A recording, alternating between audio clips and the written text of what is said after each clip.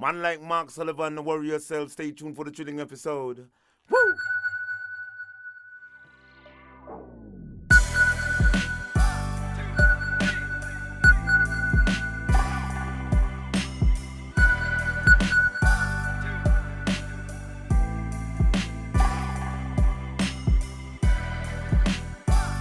A positive mental attitude can clear away all obstacles which stand between you and your major purpose in life. This is the Snowboard Project featuring Mark Sullivan and the Bead. The Snowboard Project. The Snowboard Project. The Snowboard Project. Welcome back to the Snowboard Project. I'm Mark Sullivan.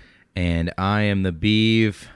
And we are here with you with another Real Talk, episode number 50. Get out of here, 50. Yeah, 50 episodes. Yo, so did you think? I mean, like, we made it to 50, Sully. You think we would make it to 50, like initially?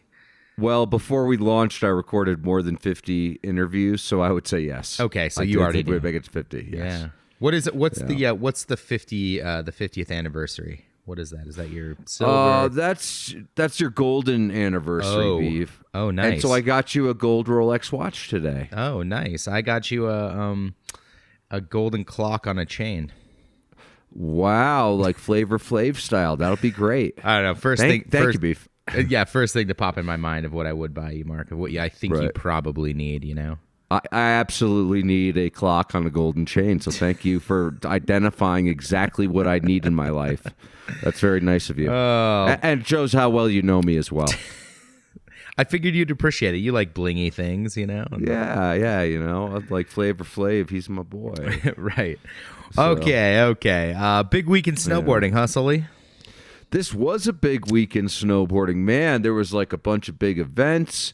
There's a bunch of littler news, but really I would say kind of the big news of the week is that Dew Tour just happened here in Breckenridge, Colorado. I'm actually still in Breckenridge. I was here for the Dew Tour. Yeah, are you having fun out there? Cool. Was it pretty fun so far? Pretty fun experience?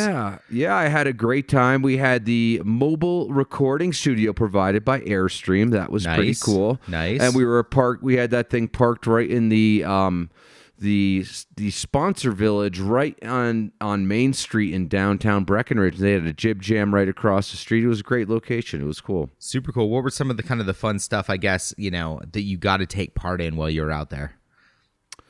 Oh, man. Well, I went to the Riders Pull Awards. That was probably the biggest, like, nighttime event that went on. You know, I went out and partied just a little bit. I'm not really, like, a big partier anymore. But then I also went to the Powder Awards, which is like a skiing awards show. Whoa, Sully. Yeah. Pump the brakes, bud. Did you say skiing? Yeah. You went to a skiing awards show?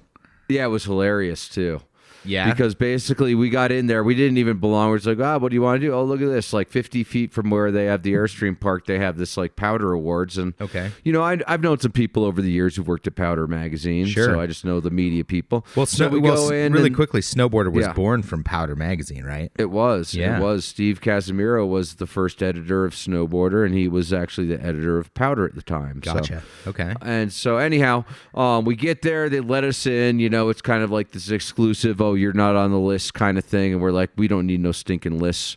Right. And so we get in and then somehow the Airstream guy gets us VIP bracelets. And so the next thing you know, we're at the free liquor bar getting drinks.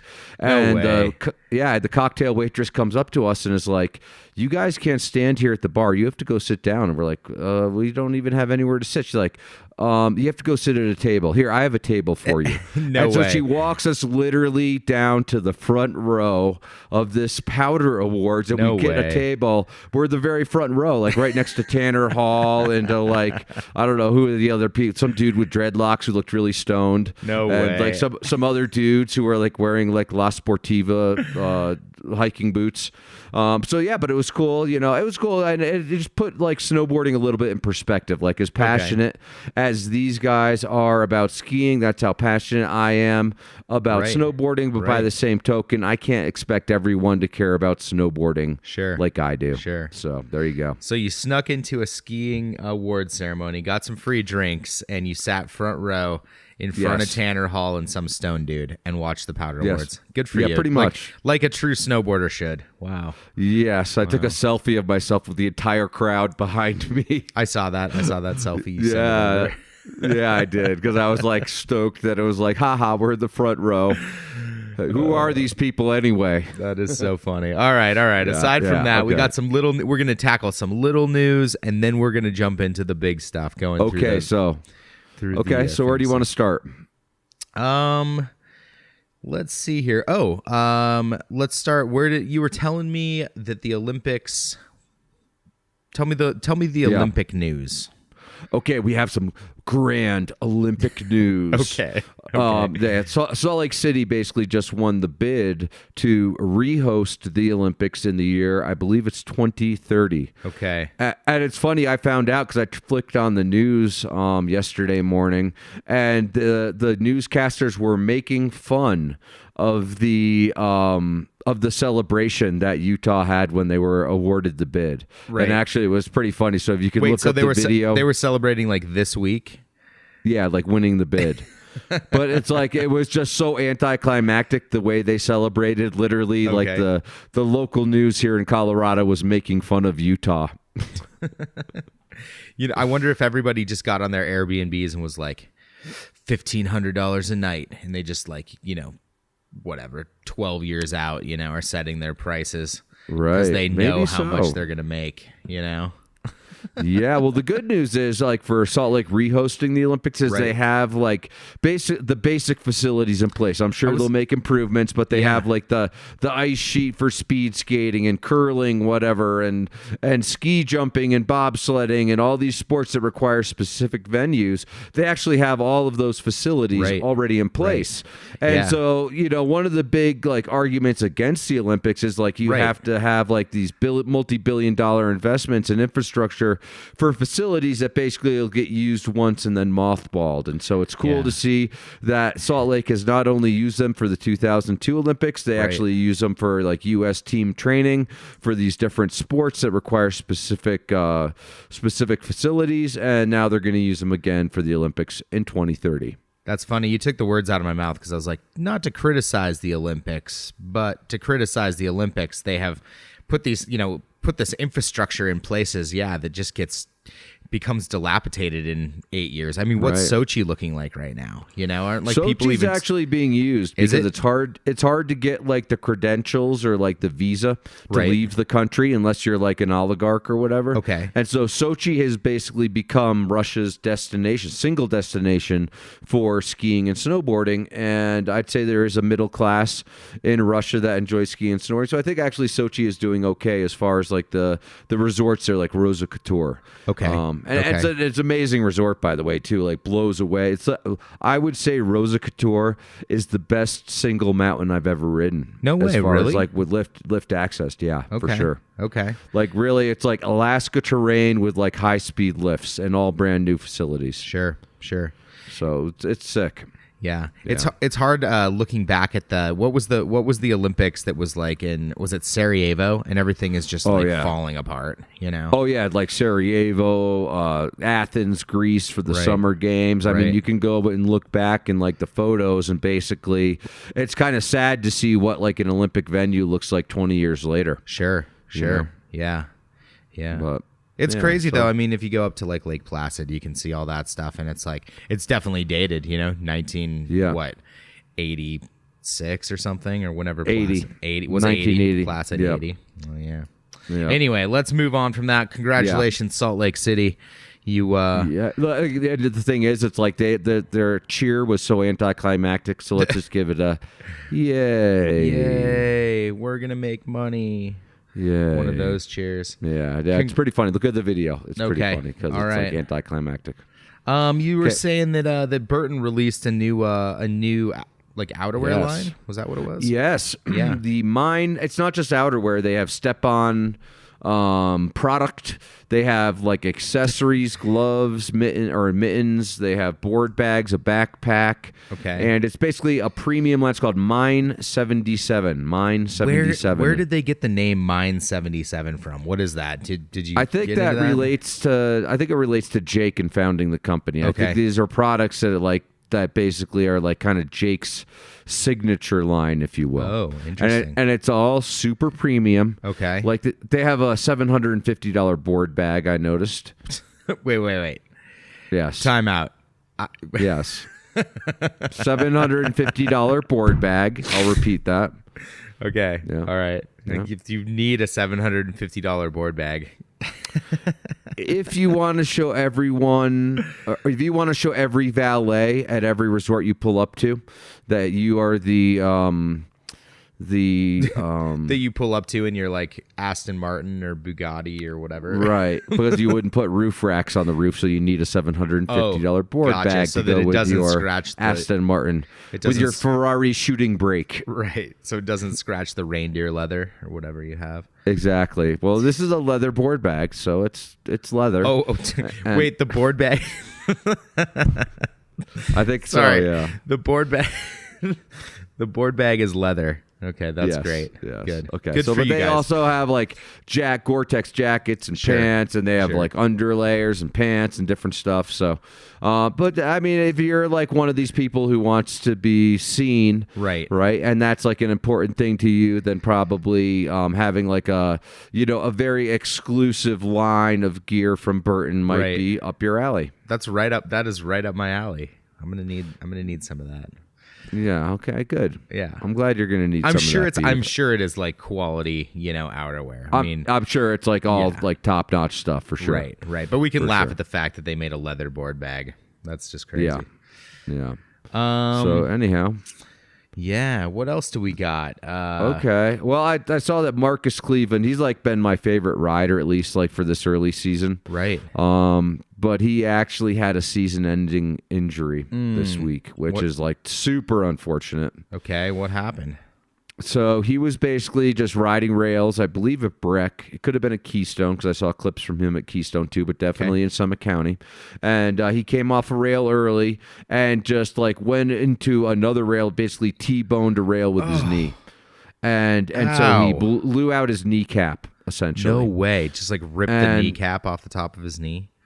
Yes, something like that. I don't know the details of it exactly, but he's out for the season. I talked to his agent, and so yeah, he's out. But luckily, I mean, he basically is here in Summit County, which is right next door to Vail, Right. And we kind of make fun of Vail, but they also happen to have probably the best sports surgeon in the world in Vail. This guy, Dr. Tom Hackett, he actually is like the surgeon for like the U.S. snowboard team, for the Right. U.S. ski team. And so basically, if you're going to go under the knife, there isn't a better doctor to cut on you than Right. Dr. Tom Hackett from the Stedman Clinic in Vail. Yeah. I find that kind of funny. His last name's Hackett.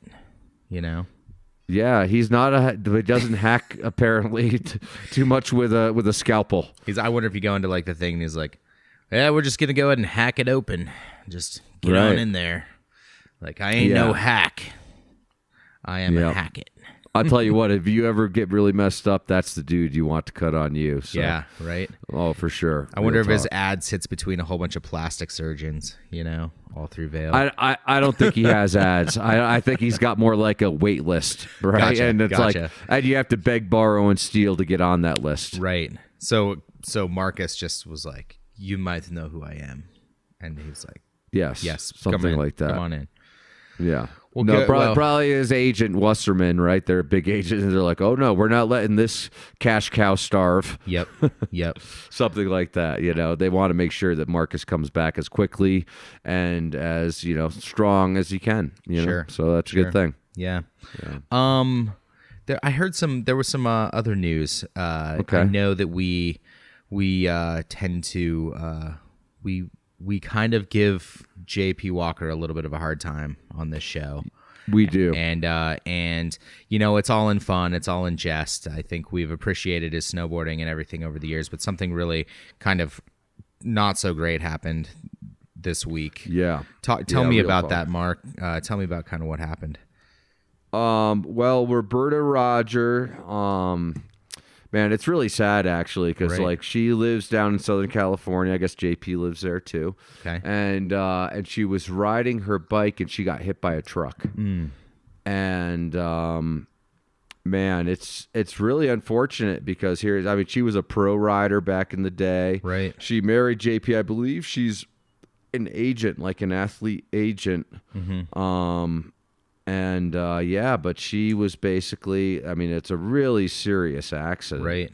Right. You know, that's the thing. It's like she is recovering. Right. So that is the good news. Like honestly, it's like, so real talk. It's like my cousin got killed by a truck riding a bicycle in Texas. Right. He was riding like across Texas and got hit by a truck like in the afternoon and whatever. So it's like, I guess she should feel lucky. I mean, I don't know if you could feel lucky to get randomly hit by a truck. Right. But, I don't think, I mean, oh man, I just can't even imagine. So obviously just our, deepest thoughts are with him and his family, and snowboarders, like Roberta, fellow snowboarders that are hurt, Yeah, I just looked it up. It happened on the North Coast Highway 101. Yep. Right. In Encinitas, and she suffered brain injuries, spine injuries, broken bones. So, this is like, a real serious deal. So, our thoughts and prayers go out to Roberta and to JP. Yeah, absolutely. Yeah. All right. Well, boy, that's a downer. Yeah, right. Well, it's stuff that you got to put out there, Yeah, I know, but that's just in the news that happened this week. So maybe you could cheer me up with some other news, Beef. What do you got that we could talk about that's a little more positive in nature? Well, let's see here. The Dirksen Derby happened this weekend. Ooh. Yeah. Right. I heard there was like more competitors than ever, like an insane amount of people competing in the Dirksen Derby. I think there were a lot, but they remember that Corey said that they capped them out. Like they said one year they got like 600 and it was just like impossible, Right. So I think that, they definitely had a cap on that, and they had a whole bunch of different different events for different groups and whatnot. So right. Sorry, I did a really bad job of explning all that. Right. Yeah, so what is the Dirksen Derby? Why should I care? Why is it important? Okay, and how much money can I win? Most people know the Dirksen Derby is. The Dirksen Derby is a banked slalom that happens over at Bachelor over there by Bend, Oregon. And it was started by Josh Dirksen and as a fundraiser for Tyler Eklund, who and Oregon Adaptive Sports and protect our winners and 1% for the planet. Exactly. Yeah. So they actually have an adaptive skier cross, which is awesome. And they adaptive skier course. So the adaptive guys can do a bank slalom as well, and they have a regular bank slalom. So it looks like, though, let's see here, the main kind of ones everybody's looking for, like what happened in the elite men, the open category, the one that the pro division. Right. And who won the pro men? Who won pro women? There is a name that I've never heard of at the top of the pro men. What? Yeah, his name is Felix Delaire. And I don't know if I'm out of the snowboard. I'm just out of the loop, and this guy's just been crushing it. But it looks like he came in in the combined time of 58:01. He beat the next guy, Phil Jacks, by about a second, 30.35, so 1.35 seconds. But looking at this results, it's like you've never heard of Felix Delaire or whatever. Right, yeah. But it's like I've heard of Harry Kearney, Curtis Sizik, sure, Austin Smith, Hans Mindick. Yep. Austin Sweet, are all people that he beat. Max Warbington, Bodie Merrill, Brian Fox. I mean, you look down, it's like a list of names here. Yeah. Who's who? You can just go down the list of like how fast all the big names in that are. It's just crazy. So some dark horse out of nowhere. Right. He beat like some guys he beat Forrest Shearer he beat Jeremy Jones by 7 seconds. Right. Nothing to shake a stick out there. You're 7 seconds, whatever. Not. You're like in racing, that's like 7 miles, Right. I mean, that's crazy. That's crazy. And that's like in a course that's like 30 seconds long. He beat people by like 7 seconds. Right. Right. It's kind Who of won for the women? Who was like the fastest? here. Let's just go woman? down like the top 10 right here, just so Okay, that let's people do can know. top We got 10. so in our men we have Felix Delare, who knows, Phil Jacques, Nils Mindick, Harry Kearney, Curtis Sisek, Austin Smith, Tucker Andrews, Hans Mindich, Garrett Warnick, excuse me, Austin Sweeten. So Yeah. those top 10, I mean, pretty heavy hitting top 10 right there. Yeah. And no one knows who Phil is or Felix is. Right. Which is right. wild. So who are some of the other winners? Let's go over some of the other ones. How about women? Who Yeah, are the so top the three women? elite women, we have in first place, you had Mary Rand. Second, Laura Hadar. 3, Desiree Melancone. 4, Colleen Quigley. 5, Marie-France Roy. Isabella Gomez. Melissa Rattano. Ashley Thornton. And let's see, Laura Gavin and Janessa Bork. So, Okay, so just remind me in the future that never have you read lists of names. Why? Because you butchered about half of those names.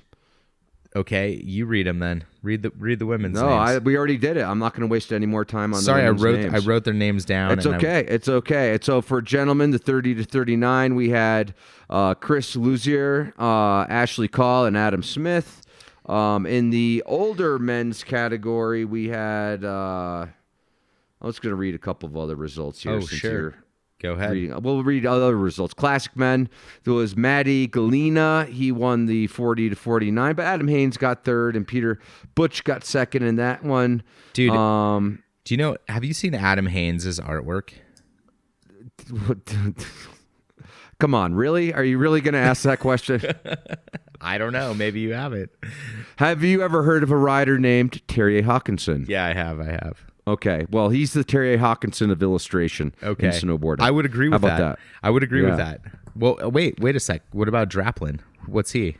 He is a graphic designer, Oh, whereas Adam Haynes is like a artist illustrator, like fine art, I would say more. Yeah. Okay, 2029 Okay. category, Jacob Hoonsecker, that's probably said wrong, Danny Kern, and Max Tokunga. Oh man, Got remind third. me not to ever let you read lists again, Sully. You butchered 2/3 of those names. Glad my numbers are up a little. Perfect. Okay, so let's move on then. Anything else we should know about the Dirksen Derby? The Dirksen Derby was rad. They had awesome events going all weekend, and we hope it made a lot. We hope it raised a lot of money, not only for adaptive or for Tyler Right. Eklund, but also for who's your buddy that has Pat cancer? Melendowski. Yeah, Pat Melendowski. Right, yeah. Yeah. So we hope it was a great event. If you were out there, fill us in on some updates if you want. Shoot us off some texts. We wish we were there. So. Right. There was another event actually at Brighton, Utah that was very similar to the Dirksen Derby. Oh, yeah? Not as much notoriety, Okay. but it was still a really cool event. It was called Methodology, and I Okay. think maybe Pat Moore, Volcom put it on. Okay. And basically it was a speed and style event, and what that means is it's basically a bank slalom course into a jump, and you have to do a method on the jump. So you get scored for your method, and Okay. then you get timed as well through the bank slalom. Okay. So that was kind of a cool event. Also, Pat Moore had like a know before you go type avalanche clinic on the Thursday before the event. So Okay. just an interesting new format for an event. I think it went really well. I believe they had a couple. I mean, the men's top category had 100 guys competing at 96 guys, and so Okay. there was like more than a couple hundred competitors in this methodology contest at Brighton. Okay. Well, Yeah. that's pretty sick. Well, we should probably move on Okay. to. Glad you didn't make me read any names. Yeah, thank God. Thank Yeah. God I didn't make you read any names because you're at about a 60-30. Way Yep. way Okay. worse than me. I got another piece of important news. Okay, what is it? So J2 has Right. cancer. J2 was a pro rider for Burton and for Solomon and for a number of other companies over the years. Yep. And he has cancer. And so there is a page, a GoFundMe page to donate money. He's trying to get some stem cell treatments. I mean, it's so gnarly. Yeah. But if you can find it in your heart to donate some money, you can just look it up on GoFundMe. J2 Jason Rasmus, Rasmus is his last name. But you can find it just by searching J2. I'm sure it'll come up first. And please, donate some money to the cause to help J2 get some treatment for cancer. Yeah. Let me just serious business. Let me just ask you a quick question, because I think a lot of people out there probably know who J2 is. But a lot of people don't. Tell me, okay, first off, why is his name J2? And kind of what his contribution to snowboarding was back in the day, I guess. Okay, so the name J2 basically came about because he moved in with, his name is Jason Rasmus. Right. But he moved in with another guy named Jason Girardi. Okay. And so basically they're roommates, and so Jason Girardi had moved out. He had actually, J2 knew J1 from the East Coast growing up skateboarding. Okay. And when they moved together in Colorado, basically it was just easier for people, instead of being like Jason and both of them to like look over or whatever, to be like, you're J1, you're J2. Okay. And so there's a J1, a J2, and a J3 now too. Okay. What was J2's kind of big contribution to snowboarding, or kind of like what I know, for a number of years I remember watching videos with J2 and it kind of all through the 90s. Talk to me just about kind of stuff that stood out in your brain as far as him as a snowboarder. Oh, man. Well, I would say he had this crazy sketchy style riding. Like his arms were just going everywhere, but he'd pull off these these tricks, like despite the fact his arms were everywhere, do whatever, he pull off these amazing tricks. And so he was featured in a number of Whitey movies, the Kingpin Productions movies. Yep. He rode for Tech 9 for years, was featured in their movies. I think he was even in Absinthe movies. So he was in a bunch of movies, and he had this like unique style, probably known best for his street riding, like one of, I would say, the OGs of real street riding. Okay. Yeah. All right. Well, if you're out there and you have a moment, go check out that GoFundMe and throw a couple bucks towards J2 and his fight against cancer. So yeah.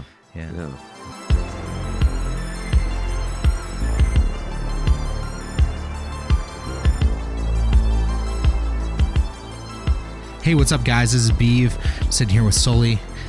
In a room, just talking about snowboarding. If you can believe it, we're just a couple guys with a couple microphones. The idea really was to make a podcast for the people by a couple snowboarders, and that's us. But in turn, we need you to help us out. Go to patreon.com/the Snowboard Project, and just for like a couple bucks, maybe the cost of a beer, you can help us keep creating these shows. This month, we have so much good content for you. We have Torgeir, we have Nate Holland, we have Dave Schreiber, Kurt Heine. We have all these people in the industry, and these are interviews for you so that you can go listen to them and learn something about the industry that you are directly a part of. We want to keep creating them for you. So if you can help us out, 1, share our podcast. 2, potentially donate to our podcast. 3, rate our podcast. And 4, keep listening to our podcast, because the more of those things that we get, the more we can keep creating, the more cool ideas we can start tackling, and the more great stories we can keep bringing to you. So thank you for listening, and thank you for being a part of that. Patreon.com/the Snowboard Project.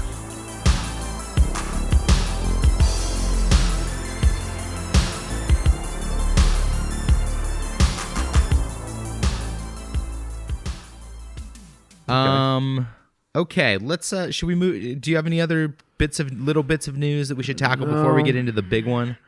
No, I mean, I think those are like enough little news bits for us anyway, and then we should get into probably Dew Tour. I think we should go into Dew Tour. All right, and Riders Poll, are we going to count that as part of Dew Tour as well? I'm not sure if I think it's independent, but it happens during Dew Tour in the same town as Dew Tour and like the biggest venue in town, so maybe Riders Poll and Dew Tour are interrelated. Didn't we already talk about the Riders Poll? But they actually awarded it. They actually had the award. Had the awards. Oh yeah, we can do that. Did you end up going? Did you end up going to the Riders Poll? Let's just talk about that before we get into Dew Tour. Talking about the Riders Poll Awards. You ended up going to it? I did, and it's a great event actually. It's Yeah. like all the pros from the Dew Tour, and I think that even some that aren't competing in the Dew Tour fly in specifically. Yeah, some definitely do because Kazu was there. He won. Right. He won the Rider of the Year, Right. chosen by riders, and I think they also won the best movie as well. Okay. Kamikaze. Yeah. Yeah. And so that was pretty cool that they won that. Anna Gasser took home 2 awards, I believe, the readers poll, which is like the readers pick, and then also the riders poll pick as well. So she won 2 awards. Right. And then, I said like Kamikaze Yep. got the best movie of the year. Yep. Blender by Tommy Gesme won the best short movie, which is a movie under 15 minutes, I guess. Gotcha. Okay. Yep. I wonder if they're ever going to get to the point where they're like, we're going to have to do a short movie under a minute. Right. Under a minute. Like, what's the best Instagram clip of the year? Right. And that would be Torgay Bergram, right? Yeah. Video part of the year was Jake Kuzik from, I believe it was Landline. Okay. Was the video part of the year. Yep. I like that video. Yeah, I know there was, let's see, I'm trying to look up the rest of the results because I don't have them in front of me. There were, there were so many, so many different categories. There's and they were all like kind of 15 categories. Yeah. 15. Yep. And they were delineated from riders to readers, right? Yeah, the readers poll and the riders poll on some different things. So, yeah. Yeah, so I think Haldor won maybe the readers poll. Right. But yeah, I'm not. I can't even find it on Transworld's site. What the hell, Transworld? You can't even get the results right. You're like, come on, Transworld, didn't you just put on an awards show? Don't you want to get those up? Or is it just like that's old news by the time it's announced? They're like, you know what, no one wants to know anymore. Yeah, and They've this already was the seen it. 20th anniversary of the Riders Poll. So after 20 years, you would think they could have a list of the winners Right. within a couple days. Maybe it's just not as easy as we think and hope it should be. Okay, no, I found them here. Okay, so all right. online video series of the year, FSBS. Okay. Maria Thompson won Women's Video Part of the Year. Arthur Longo and Olivier Gittler won Standout Performance of the Year Did for you watch their side hits too. That one yes, was that pretty is sick. That was pretty sick. I dug that. Yeah. Yes. Good. So, let's see. Anna Gasser, Women's Rider of the Year. Haldor Helgeson, Reader's Choice. Right. Of course. Yep. Anna Gasser was Reader's Choice. Yep. Blender, Kamikaze. Nick Baden, Men's Rookie of the Year. There you go. Okay. And Kennedy Deck, Women's Rider of the Year. And so Okay. there you go. There's your results from the Transworld, the TW Poll Awards. There it is. There it Great. is. It was fun. It was a lot of fun. It was hosted by Eddie Wall and had a lot of guests come up. And, yeah. How did Eddie do as a host? You pretty good? I think it was pretty good. Yeah, Nice. It's cool. Yeah, Good for him. like I know Eddie. he's Yeah. one of those snowboarders that's kind of dipped their way into, trying to do a little more as a personality. We saw Louis Vito up there on top of the course. Yeah, I think Louis. I think that was his audition to work for NBC, maybe. Oh, really? Yeah, I thought he did I would pretty guess good. so. I mean, you wanted to test out the waters. I think he did a great job. I thought he was probably my favorite announcer of the weekend. Wow, that's some accolades coming from you, Sully. Yeah, being that you're an announcer as well. I am. I appreciated his perspective on things as I was listening to it. So Yeah. I thought that was good. So big ups to Louis Vito. Yep, totally. Should we dip into actually what happened at Dew Tour? Okay. It's a big chunk. should There's do a that. lot. There's a lot. There is a lot. And it's like I was there. Yeah. Kind of. You were Kind of. Tell me the challenges getting from the Airstream to actually the event site were a little more than you'd initially thought, huh? Well, I didn't actually go to every day of events. I decided to watch. It would be better to watch it online, Right. Because basically, there's no parking at Peak 8 where they hold the event, Right, So you have right. to park in these paid parking lots, in the town of Breckenridge, and then take a bus to a gondola, then stand in line. There's a huge line for the gondola, like a 20-minute line for the gondola. Okay. And then you ride up to the base of the mountain, and then you can either walk up to the contest venues or ride the lifts or whatever. So to me, it wasn't actually worth it to spend an hour each direction going up there when it was like broadcast, online, So I just watched it online in Breckenridge. Kind of sounds a little bit like a nightmare trying to get out there. So it kind of was, actually. It's like really kind of a junk show in Breckenridge. They're like constantly under construction and development, and like I went up there, though. I got to ride. I got early ups, and I rode with, I guess I kind of rode with Red Gerard and Danny Davis. I went riding with them. Nice. But it was like a big group of people, like all the media people got pulled into that. And so you were invited to that, too, but you didn't show up, Beef. I would have made it out there if I could have made it out there. But the omelet bar at the free breakfast was off the chain. Wait. No one ever told me about an omelet bar, Sully. Yep, that's right. Did you hit the omelet bar every day? No, just the free breakfast at the Danny Davis ride along. Oh, gotcha. Right? Yeah. Oh man. Okay, so let's jump into it. Which discipline you want to hit first? Well, on the first day they had a team challenge event. They also had skiing. It was like skiing and snowboarding. But they had a team challenge event. So teams from from Rome and Burton and Capita and Nitro. Yep. And the winner was DC. Right. Really quickly, before, tell me just a little bit about kind of like the format. They took they had a street style competition. They took the best person there. They took the results out of that. And then they had the modified super pipe competition with everybody. And they took the results out of, each team got to give somebody to each discipline. One person basically for each discipline from each team. Yep. And so basically like the street style, because they also had a jib jam type event, like a rail jam, but that was just kind of whack, actually. Okay. But it was just, you know what? It just didn't challenge the riders. That's all. Gotcha. It was cool. There were a lot of people there. It was fun event or whatever, but it just didn't, the nighttime rail jam just didn't do it for me. As far as just like, it was like, oh, here's a propane tank, like the one I jib in Sun Valley with my kids. Right. And it's like some of the best jibbers in the world. Right. Was like the drop in off like a scaffolding or something that they had to climb? It was a scaffolding, but it was only about 10 feet high. Anyhow, interesting. That's not worth talking about. I'll just put it to you that way. Okay. But so they had the modified super pipe. Yep. They had the rail section. Basically, they broke their slope style down into two sections. So it was like the jump section and the jib section were handled separately. Right. And so they had like an athlete to compete in each of those, and they tallied the scores. And DC came out the winner of the team challenge for Dew Tour. They've done this before in the past, but they've mostly just done cumulatively results from everybody's different events. But this was specifically on a day where they just did a whole bunch of different things throughout the day, right? It was like a different thing. So that seems pretty cool. So they actually broke it up a little bit rather than just went with, And did that allow teams that might not necessarily like have somebody actually in the slope or in the modified super pipe to actually be able to be in the competition? Was that kind of the idea? No, everybody had 4 people or 3 people within those disciplines. Basically, there were like competitors in like the other events. And so, the breakdown though was like first place DC, second place Capita, third place Rome, Nitro, Burton, and then Solomon in last. Right. Gotcha. So there you go. Well, congrats to DC.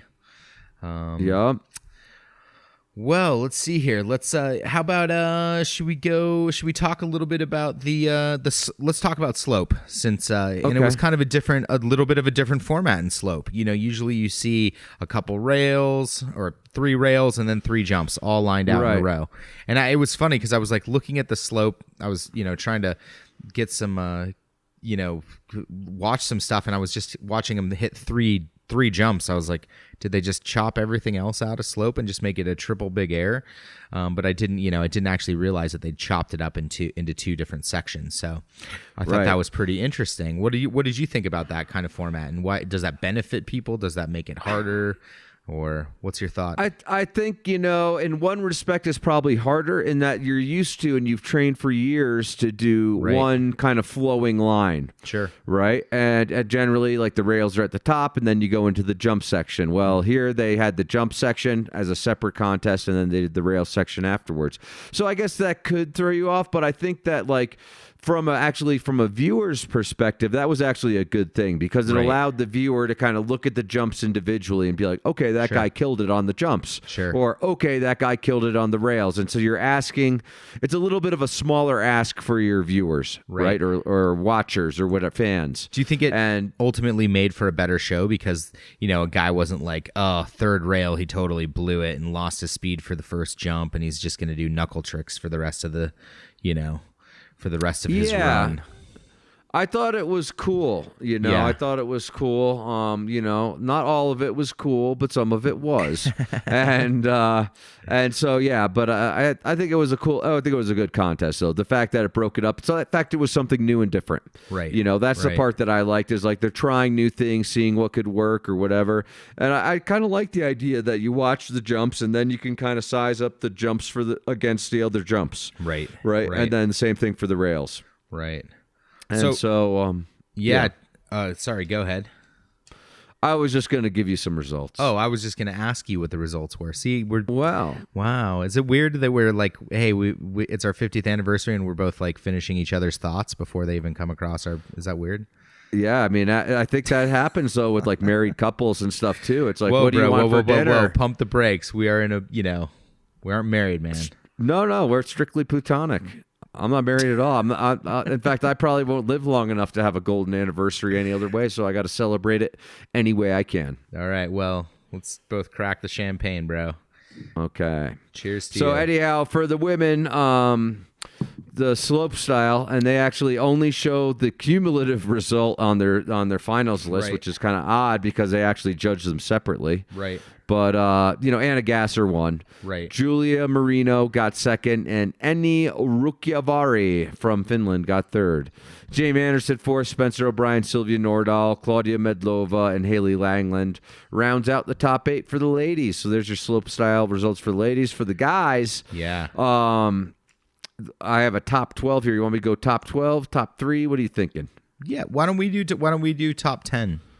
Top 10, okay. Seb Toots got 10th. 9th was Tyler Nicholson. Then Sven Thorgren, Mickey Ciccarelli, Darcy Sharp, Yuki Kodono in 5th. Then Takeru Otsuka in 4th. Mons Roisland in 3rd. Chris Corning in 2nd. And Stali Senbeck was the winner. All right, Stale. Yeah. We love Stale stuff. Yeah, so. and Chris Corning. I mean, you really look. Actually, all those guys are pretty sick. It was actually a really, really neat take on that event. I thought that was cool. Yeah, it was pretty unbelievable watching some of the spins. You're like, what the hell was that? Yeah, but it's still, on the downside, it was still like triple 14s. Sure. Sure. And so it's like actually, if you like look at those, like top 10 guys, I would say top 12 even, it's like every single one of them had a triple 14. Right. And so, I think it was cool that they divided up the course, but maybe had they been like, hey, you got to do one trick of a less than a 720 degree spin and 2 of whatever, right? Or something like that. That could have made it better, I think. Right. Yeah, one style trick, 2 tech tricks or something like that. Yeah, I'm looking at these tricks like Stale had like 2 14s and a 12, Chris, 2 14s and a 12. I mean, right. It's like if you add up all the rotations from all the competitors in their 3 runs, it's like 164,000 degrees of rotation. Yeah, it's just like mind-boggling. Like it is amazing and it's spectacular on one sense. On another, it's just like, oh, holy crap! Like mind-numbing. Yeah, mind-numbing. So, but congrats to Stale for taking the win on that. Yeah. Did you get any street style in there? I do have the results for street style because I did it. I did my homework. I told you I didn't want to hear them, but I guess you can read them. All right. And it says, let's see, we'll just go with best trick. Pat Fava got best trick. I'm not sure what it was. Let's see here. 3, Brandon Davis took home 3rd. In 2nd place, Nate Houst. And in 1st, Rene Rinenkangas. Rene Ranakangas. Oh, Yes. there's so many names that you could just mess up in this world, especially Yes. these days. Especially the Finnish ones. Yeah, the Finnish ones. Yes. The Finnish. Okay, let's go to the big dog. The thing that I think most people were curious about this Dew Tour. Yeah. Which was, how was the modified super pipe going to work and going to go?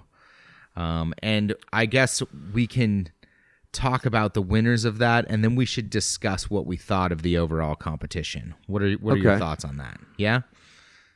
Okay. Okay. So basically the setup was basically like a jump and then a half pipe line with like 3 hits of the half pipe, and then kind of like a hip jump that had It's called the cat's paw, I believe. right. The Yeah. cat's paw is like you could use it as a hip, you could use it as a quarter pipe with a bank reentry, or you could launch it all the way to the end. So it was just No. an interesting The terrain feature. Excuse me. The cat's paw is the air out of the half pipe before the quarter pipe / bank wall. Regardless, Yeah. the clips from this event are everywhere right Right, now. right. Instagram, on Transworld, on DewTour.com, anywhere you look, you're gonna find clips of this modified super pipe. So better than trying to describe it, I think, is just watching someone take a run through it. Yeah, for sure. So let's just go down some results of that. Okay. If you haven't taken a look, it was pretty fun to watch. I mean, I enjoyed it. So go out and watch these runs if you haven't. And I think you can probably dig up the whole competition somewhere on Dew Tour's site or maybe their Facebook, and go check it out. And you can tell us what you thought. But anyways, let's just go down our modified super pipe women.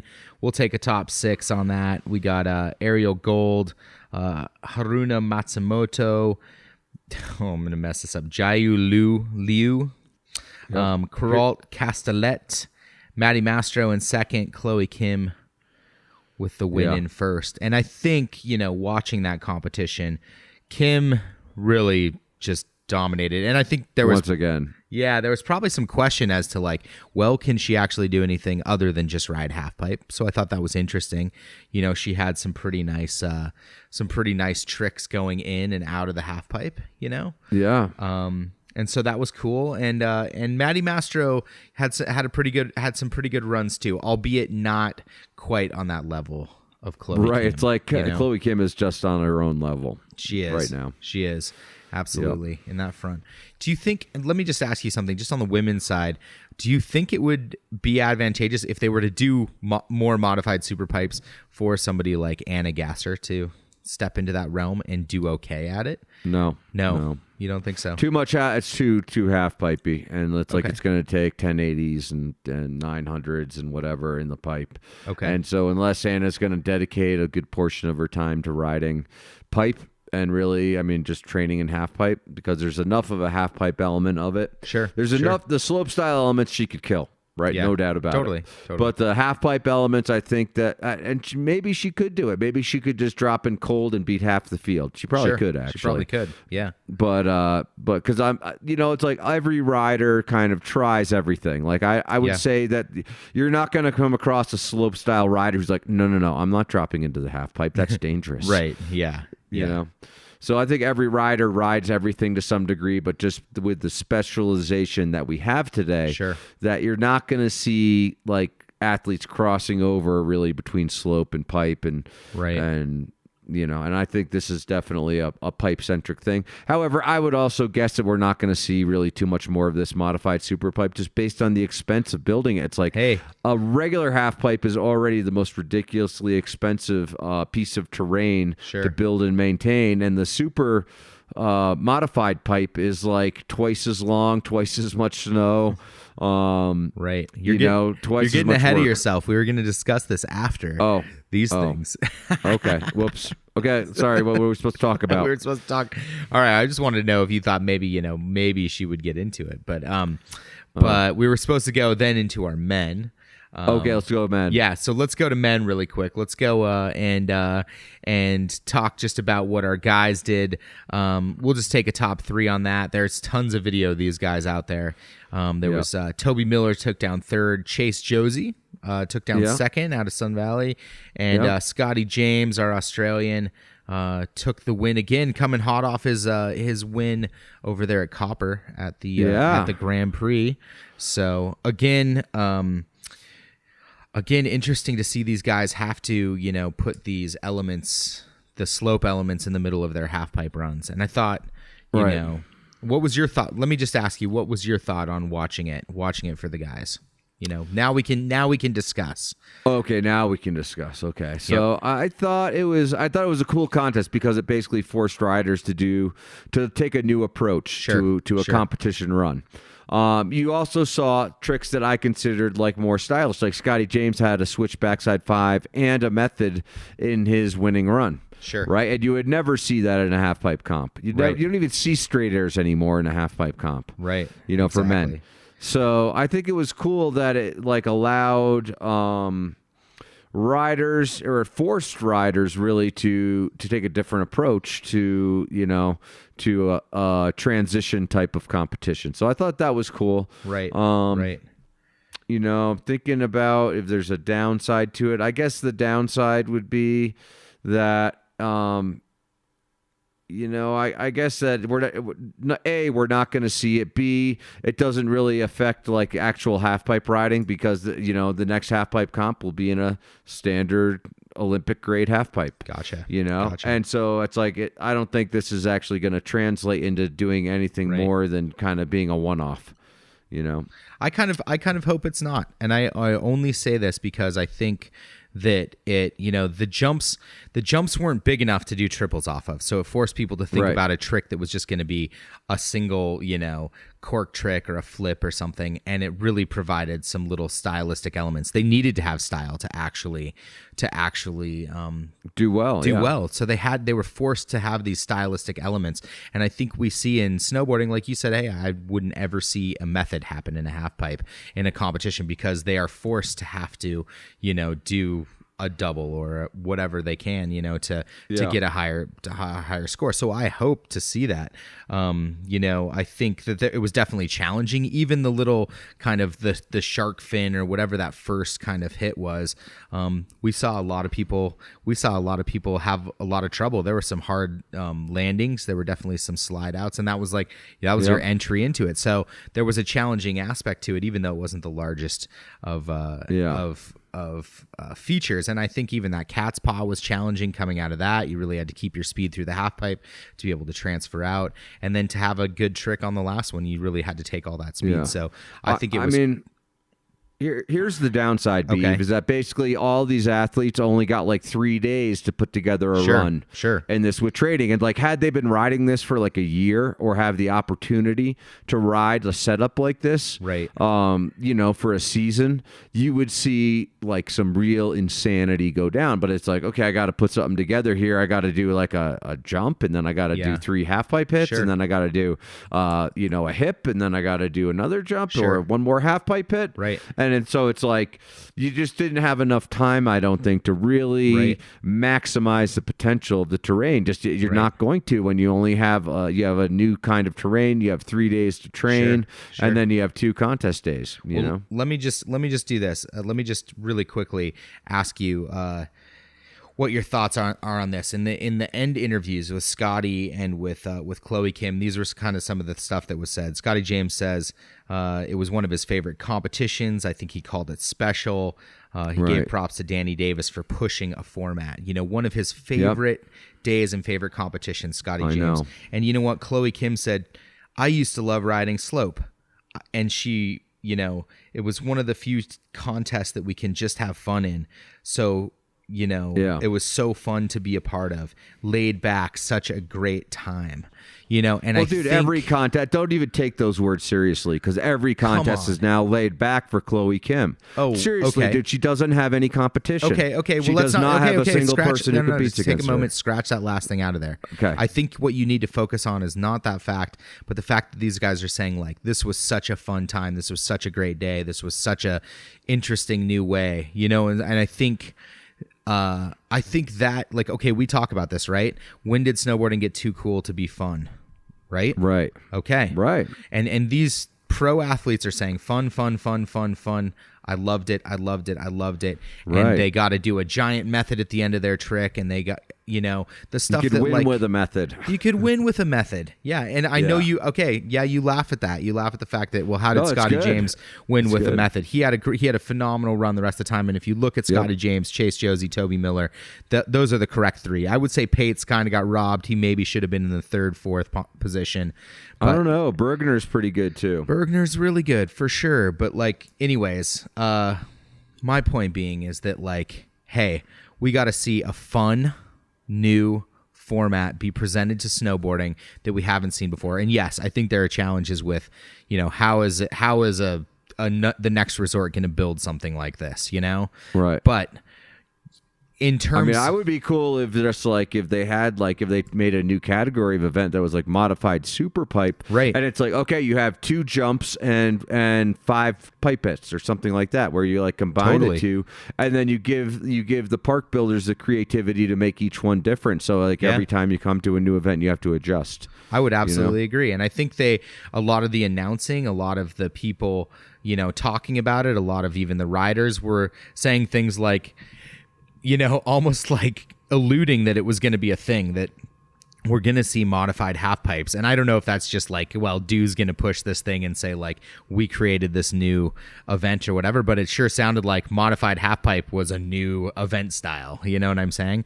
And and in deep down, I kind of hope it is, because it forces that you were well, Chase Josie only did a 9 out of the pipe, and it's dude, that is not easy. And by the way, that picture is sick. He's way the hell out of that half pipe into that transfer, and I'm Yeah. but he didn't have to do a double in the pipe. He didn't have to do a switch double, whatever, Yeah. And so I just appreciated it. I looked at that and was yeah. And I think, Danny Davis, when he was interviewed, just said something like, it's just fun being up here. It's great watching the progression of a sport and something different and having a good time. I mean, here's the thing, Beeve. If they really wanted to progress the sport, they would have had modified judging and not modified terrain. If they really wanted to be disruptive, they would have been disruptive by being here's what a half pipe. You're going to see these half pipes everywhere, but let's try judging it with a different set of criteria. Okay, yeah, but you know what? At the end of the day, I'm just kind of bored by half pipe. Maybe I'm an asshole for saying it, but I can watch half pipe. I like the people that I follow in half pipe and love watching their runs and seeing them succeed. But at the end of the day, it's just going back and forth.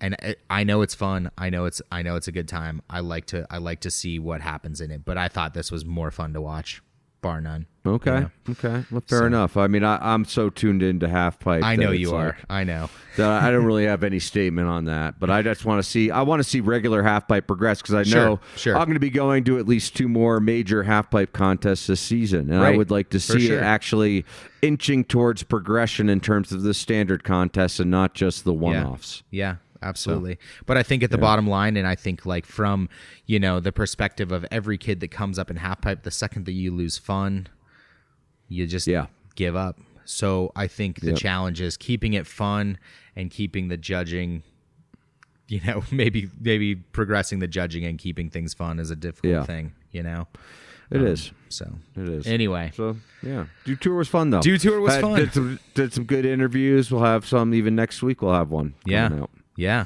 Yeah, Dylan Alito. You got Dylan Alito. And Jesse Grankowski. That's this week, isn't it? Jesse Grankowski is this week. and Dylan Alito. Yeah. Yeah. Jesse Grankowski from Air Blaster, founder of Air Blaster, and Dylan Alito, pro for right now Volcom and 32, and for Never Summer. All right. So, really quickly, give me your final thoughts. You were out on the ground at Dew Tour. Tell me your final thoughts on your week out there. I had a good time. I think it was really nice of them to help us with the Airstream, and it was cool to just see a lot of the pros that only gather for these events, and so it's it's not just the half pipe competitors or the people who compete and qualifying for the Olympics, and those are the normal events I do. So it's just cool to see all the different athletes. Sure. There were parts of it that I did not like. I don't need to hang too hard on that, because That's like why it's like if you can't say anything nice, why say it at all? Exactly. That's your announcer's rule, and everyone's rule, Yeah, So. and so it's like, and then honestly, people will have the same judgments. I already talked to enough people who had the exact same judgments that I had. Sure. So they know what's wrong, right? Right. So Totally. I don't need to say anything more about that. But it was a great week. It was a cool event, and I'd say I give them props for trying out new formats and just trying to push things a little bit. Yep. I like that too. So, I like it too. yeah. Hopefully we'll see. I just hope that we will see more kind of changes up in those formats. Just like I like the modified super pipe. I hope we see more of it.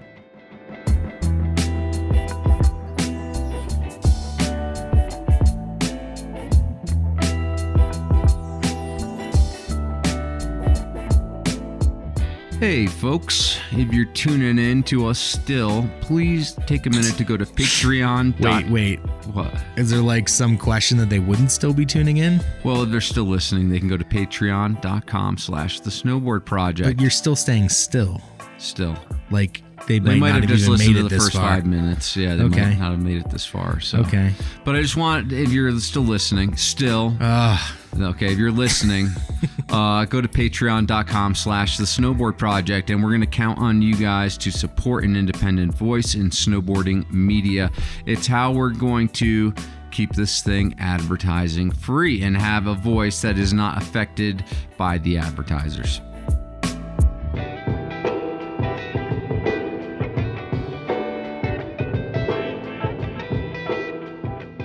Let's just talk about. I want to know. We are turning 50 today. Okay. I want you to talk about. Okay, so we're 50 episodes in. I think when you and I started this, we had some conversations over the summer. We talked really early summer about like what a podcast looks like, how it was going to go down, what we liked, what we disliked, how we wanted to see things happen, and then we just went and did it. And it was challenging on a number of different levels. Talk to me just about your experience so far. What's been hard? What's been easy?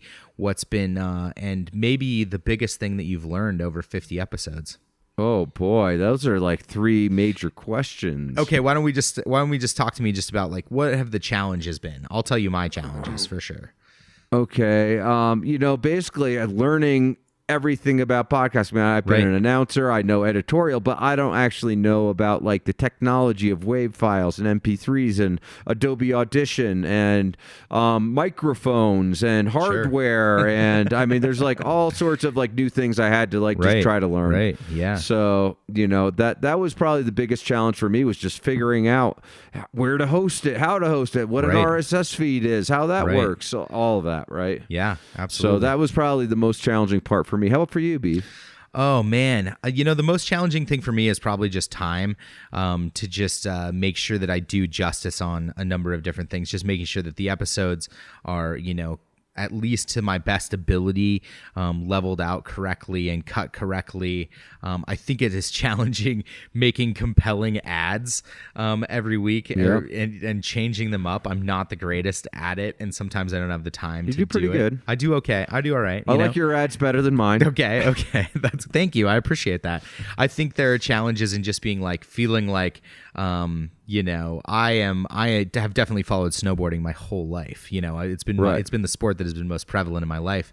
And I've done things within the snowboard industry, but I haven't been like at every single competition like you have. So, feeling like, that I have, input like you do. But I think, where we always talked like, hey, I'm the Robin Quivers to your Howard Stern, and I've appreciated, and I think I like the fact that I get to be that person that goes, well, ask me, tell me about how J2 got his name, because there are people out there that don't have that perspective. So I've always looked at it as like, hey, this is going to be one, really fun to do because I get to talk about a sport that I love, and 2, a learning thing for me. And I think, I don't know that I knew what I was getting myself into, nor just like the depth of knowledge that I would be exposed to through all 50 of those episodes, 36 or 35 of which are all, just like these industry names that I've known and I've heard for so long. Some of them I know personally, most of them I don't, but I get like these in-depth stories into their lives every week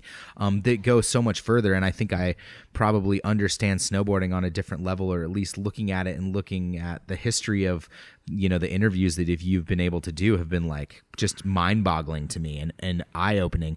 I would never take the time to figure out what, you know, listening to, you know, an agent would be like, or, you know, listening to someone who marketed snowboarding and then turned it into like a real career at Nike, or, you know, hearing the story. You know, I always thought like Nate Holland must have just been a complete asshole when he was up in Mount Baker, you know, and he, to some extent he was, but I got to hear the whole story of it, you know, right, rather than just the perspective of what I heard from other people, or what kind of, you know, so I can go down the line of being like, oh man, like I'm learning a lot. And I think I have a clearer perspective on like, hey, maybe snowboarding, maybe some of these elements that we've seen in the past need to reemerge themselves because we've been focused on other things, you know? And so being able to kind of like dig those things up and think about those things and really like digest them, I think, like you said, maybe when we first started this, we don't ever really know where we're going until we know where we've been, right? So I think that's been really cool. So one, I just want to say thank you, because I get to be a part of this and I get to be on the inside of that. No, thank you. You have been my partner in crime through this. So, and you're doing things that I can't do really well, like the audio editing and whatever. And like I've hacked my way through a couple of the episodes. I won't mention what numbers they are, but I did edit a couple of the episodes. And it's like, you know, it takes me 10 times the amount of time and 10 times the mind strain to figure that out. I'm very lucky because I came out of the video world, you know, I came out of doing, you know, doing snowboard films, and then in the off season making documentaries. So it was like, it wasn't terribly hard to get the workflow down for me, you know, but I've enjoyed doing it. It's a little, you know, at a certain point, you know, as a creative person, you get into like 10 years of doing video and you're like, I can't do another one.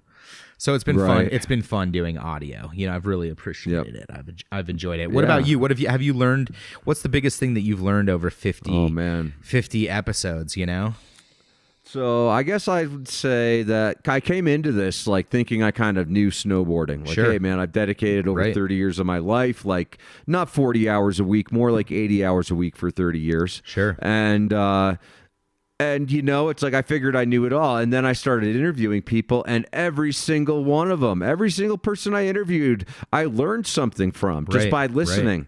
And so that was like the big eye opener for me, was like, wow, here, just by like taking someone and really concentrating and then thinking about like, you know, what their perspective would be, or what would be relevant to them and their perspective in the sport. And that has really taught me a lot. And so I'm really proud of the fact that we have like all of these different stories, and you put them together and it makes like, it's like each one is like a jigsaw puzzle piece, and you put them together and there's the sport of snowboarding, you know?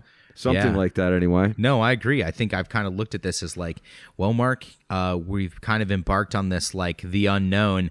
Maybe we are doing one of the bigger, I guess, broader documentaries of the sport of snowboarding, you know, that I hate to like say that and be like, but I look at it as like this giant, like just, you know, trying to pin down what's going on in our sport, and at the same time, you know, what we can do to forge ahead and kind of like go into the unknown of what's happening in our sport, right? And that would probably be like what the logo is about, you know? Yeah, the uncharted waters. Waters, right? You know, there's not a going into the unknown. There's not a snowboard on that thing, but there is a cool little mountain, you know. So okay, so other challenges that have been difficult for us. I know we've talked just about like, you know, compelling our listeners to help us, you know. Right. And you're talking about Patreon? I'm talking about the Patreon. I know that we've felt challenged in that terms because we thought, man, everyone's gonna wanna donate to our podcast because we are, you know, trying to be this unbiased voice in snowboarding to the best of our ability, you know, so that we can present this idea that's not gonna be like, it's not going to hinge on whether we're taking money from Burton, you know? And so talk to me just about that idea and how what we've kind of learned about Patreon and that the challenges, or, you know, the good things about it, you know? Well, First of all, that is like Patreon is like uncharted waters. Like I didn't even know about it like 6 months ago or 8 months ago, right? And then when I found out, I was like, wow, that's a really cool idea. More from the editorial concept of though being free from advertising, right? Because I see like the marketing dollars having too much of an influence over ideas, and so that's where like the Patreon idea came in. And so I guess like and we have had some amazing supporters, by the way. And I'm grateful for every person who's donated and stepped up to that. But I guess my frustration with it would be like we've pretty much consistently grown like 20 to 30% per week, every week since we started, right? It's been crazy. And we have some pretty crazy numbers now. And yet it's like our Patreon basically grew like to a certain level and now grows like 1% per week or something like that, you know? And so it clearly doesn't translate. So I asked myself, well, why is that? And I guess maybe it's because Patreon is a new idea. People are used to getting content for free. And also you're asking them to like basically sign up for like a new thing, put in their information to a new website, a new thing or whatever. So I'm not sure why it hasn't been as successful as I had envisioned the Patreon would be, but certainly we have some great supporters, and that has helped us actually with equipment and other things. And so, I mean, I think that, you know, definitely I'm a fan of the Patreon, and I just wish that there was like a direct relationship with the growth, like where it's like, hey, if your audience grows 20%, then your Patreon grows 20%. And what I found is that it's like totally unpredictable and actually it's not directly related. So. It's interesting. I've watched those numbers kind of fluctuate every month. You lose a couple and you gain a few more, and it's kind of one step forward, two steps forward, one step back. So it kind of like inches its way up. And I think it is really cool to know. I think, you know, we're at like 135 or something, and that's an amazing, like I've heard statistics like, oh, if you've survived a month at 100 people, like you're doing better than 95% of, you know, the rest of Patreon or 98. So and when they say that though, that's us like, wait a minute, you mean that 95% of the people like don't do shit with this? Right. So anyways, we've appreciated having those people. Like, moving forward, do you think, I know we've talked about this, like what do we do if we need to somehow figure out how to make this work? What do we do moving forward? You know, will there be sponsorship? Will we look for that? And what does that look like? What are your thoughts on that? I got a couple of ideas. I've got a couple of ideas. So number one, the lowest hanging fruit, because of our like on a cost per thousand basis, it's like we can actually, you know, subsidize this with advertising. And that was actually the idea, not to have advertising. And so obviously though, based on the ethics not have advertising within the industry. I think we always talked about potentially picking non-endemic sponsorship out, but endemic sponsorship was never really what we wanted, right? Okay, so sorry. But I would say actually endemic sponsors are going to pay more and be served better by this message. So regardless, so that is one route for sure that we could do is take advertising. So then you get to the point of like, well, how do you maintain your independent voice? And it's like, well, we just have to do it where basically the editorial, if we were to do it, it's like the editorial and the advertising are separated, right? And they don't have influence. One doesn't influence the other directly. And that's kind of like the way it was in magazines when I started. You think that's a hard thing? It wasn't. I mean, I spent a decade in magazines doing that, and now I don't see it at all in the industry, but certainly that would be a standard. The good thing, though, is with advertising, it's like you're only looking for 3 or 4 advertisers total. And so you can actually establish the guidelines, which is like, hey, you know, you have zero influence. We don't do ad reads. Ad reads are stupid. Right. And so it's like there's ways to do it that actually can be authentic, I think, and we're going to have to think more about that. But that could be on the horizon. You know, another idea I had, which is outside of the box, which is like we did Flight Week, right? And so I was thinking, like, wouldn't it be cool to just start like a, I don't know if it would be a brand or if it's just part of the Snowboard project or what it is, but basically reviving the dead brands and making one-off boards for like all these dead brands that like basically, you know, okay, so they didn't have the right budgets or they didn't have the marketing power, but they had the ideas that mattered. you Right. know, or whatever. So like, I mean, you could make a storm board, you could make a crazy banana board, you could go on. And so every month or every 2 months, make another board and raise some money that way. Right. You know, Just and through make this, like kind of a cool board through or it could be another product even entirely, like, oh, we're going to make a jacket or a pair of goggles. I've done, you know, I've developed Right. a number of products over the years. And so I do have knowledge at least of the process. Well, that would be you know? that would be pretty fun to actually Yeah. do. I think And if fun. you, I think I think fun has to be the bottom line for everything. Yeah. You know, if people want to be involved, they want to be part of it. That's going to be fun. So I think we need to involve our viewership. I think we need to do more of that. Yeah. I think we need to. I thought Flight Week was really creative. I know it wasn't like our most popular week, but it was a week where it was like, hey, we got to build a board of you know, over a podcast, which is Right. just crazy. Like, so I think more of that would be really cool, you know, reaching out to our to the people that listen, reaching out to the people that we are in direct contact online, and involving them in more creative projects. Yep. So anyway, You know, another piece of feedback I got, Sure. like that I've gotten pretty consistently, is like, and I've gotten feedback, by the way, on the other side of this idea, but that we're putting out too much content. sure. Right. So I mean, I have this guy, Jimmy Seacrest. He's like, man, you got to do 5 a week here. He's the only person Right. though who like wants Right. 5 a week. Right. And other people are like, man, I'm OCD. I have to listen to them in order, and so Right. I'm back at Right. Rob Kingwell right now. I know. Right. Like Robbie Sell. And- Robbie Sell said he just got to Kingwell. Like, awesome. That's so rad. Right. And the Right. idea is by the way, is that all these episodes kind of live, right? I Right. mean, really, Right. they're timeless. Like Yeah. all the interview episodes are timeless. And so you can listen to them in order, out of order at Yeah, any time. it doesn't matter. But I have been thinking a little bit about, okay, is 3 episodes a week too much?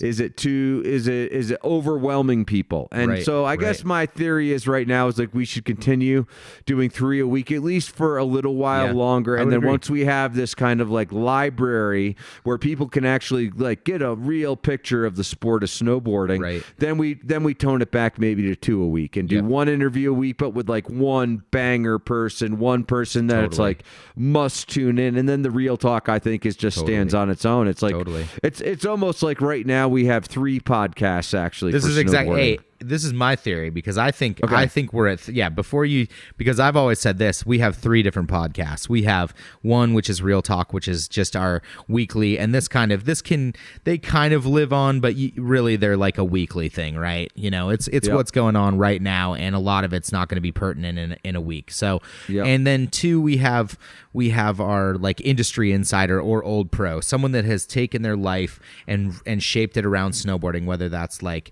you know, an industrial designer, a graphic designer, you Sure. know, a rep that changed the game for some all different company. aspects, all Yeah. different aspects. And then, you know, and that's cool. And an old pro that transitioned his life into, you know, maybe he built a company after that. I think those can all fall under that. And then you have like relevant pro, and relevant pro doesn't necessarily have to be the most relevant of relevant pros. However, let's try to get somebody that's like happening in the world right now. So, you know what, Right. our younger population can be served by that. You know, the people that are like, I want to know how Jesse Grankowski started Air Blaster. Boom, they got that on Wednesday. And then the people that are like, man, I just love listening to like bullshit about the industry. What happened this week? They got that. So, you know, Right. we do have like, ultimately I see it as 3 podcasts, but all together create a giant picture of snowboarding within that week of releases, you know? So, And it's a lot of fun to do. and it's a lot of fun to do. I love Yeah. I love doing these things, you know. They are too, super me fun. too. All right. Well, is there any more thoughts on any of that you know, hey, it's we have challenges. I mean, it's been here's fun. the thing. It's like the only constant is change, right? Right. And so we will change. We will evolve. We will figure out how to do this. And we do actually have the numbers. Right. You know, we're like, you know, approaching 50,000 downloads a month. And so Right. 50,000 is like, that's a real number. That's a real number. That's a real number. Yeah. And and by the way, Beav, I don't know if you look at our charts, but we're like, we outrank every winter sports podcast, not just snowboarding, skiing and snowboarding, by like hundreds of places typically. I've been watching our charts. They're crazy. I know. you know, so Anyway. So, I mean, I would say that, yeah, we are being successful in one dimension and not all dimensions. But Sure. I think, though, that change will be the constant. And Right. that should be the constant in snowboarding Right. progression. Right. You take a look at what you did in the past and kind of refine it and then push it forward. Yeah. I guess So we're going to continue to do that. I guess I'll end by saying this. If you're out there and you are listening and you want to really help us out, and this is real talk right now. If you really want to help us, please just, if you don't have any money, go rate us, go review us, and share us, like, with your friends and with your people. If bottom line, I'm not going to give any money, that's fine. That's okay. We just want people to listen and to keep listening and learn like we're learning. It has been fun. I hope you guys have all enjoyed it. And if you have, go and do that. Go rate us, go review us, go share us with your friends. Please do that. And if you really want to be, really awesome, go check out our Patreon. Throw us a couple bucks or the price of a beer or whatever you feel like you want to do to support this thing happening, and we can keep doing this so that we will have hundreds of episodes for you to listen to, and you can just go down this library. I dream of like this idea of like having like hundreds of these interviews and be like, I want to listen to, maybe Terrier 2 was good, or like, some other amazing snowboarder, that you just like, what was he like? I tell you what, Dylan Alito's going to be a pretty juicy one this Friday. I believe it. Yeah. So, anyways. So, maybe we should skip trivia this week because I think that's actually a good way to end it, B. Well, that's hey, like a powerful message, 50 episodes. I think we've done a good job, but I think also we really need to leave our viewers with like this idea. Right. That, hey, we need your help, and this is like a team effort. Okay. And while you're listening to our voices, it's like we actually rely on our audience for feedback, for ideas, and for support. You know, and you know what? Let's just say this: if you go there and you sign up this week, I have some old classic snowboard sitting in the closet, and we'll just give it away to somebody.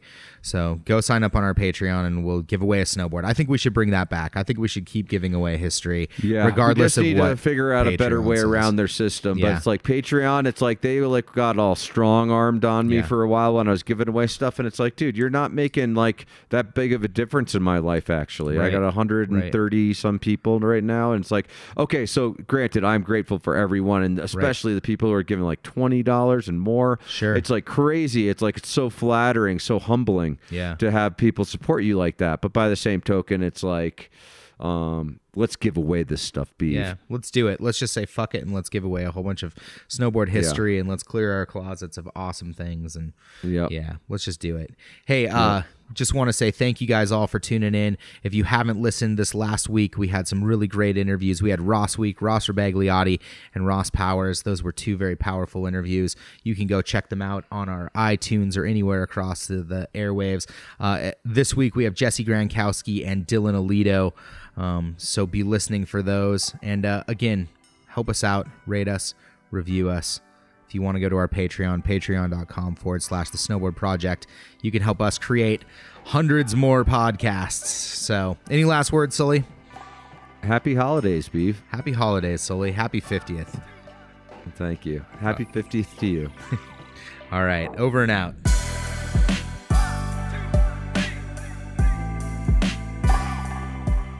On behalf of Mark Sullivan and the Beeve, thanks for listening to the Snowboard Project. Remember, ride fast, take chances, dream big, and take action.